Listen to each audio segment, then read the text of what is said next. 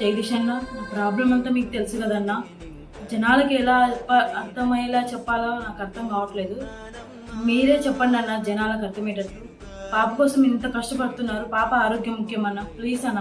మీ అందరికీ ఒక విషయం చెప్పాలి. సో మీ ప్రేమ, మీ అభిమానం అంతా బాగుంది. సో అందరూ చాలా మంది పాప వాళ్ళ ఇంటికి వెళ్తున్నారు. సో పాపకైతే నోట్లోంచి నొరగలు వచ్చేస్తున్నాయి అనమాట.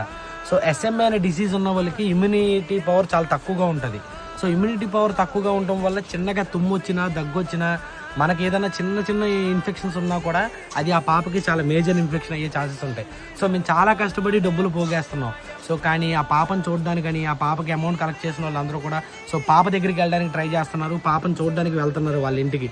సో నిన్న ఒక్కరోజు కనీసం ఒక 1000 మంది పైనే వాళ్ళ ఇంటికి వచ్చారు. సో ఆయన రాత్రి ఫోన్ చేసి చాలా బాధపడ్డారు. జగదీష్ అన్న, నువ్వే ఏదో రకంగా జనానికి అర్థమయ్యేలా చెప్పు, పాపకి నోటంట నురగొచ్చేస్తుంది అన్న అని చెప్పి ఏడుస్తూ బాధపడుతున్నారు. So please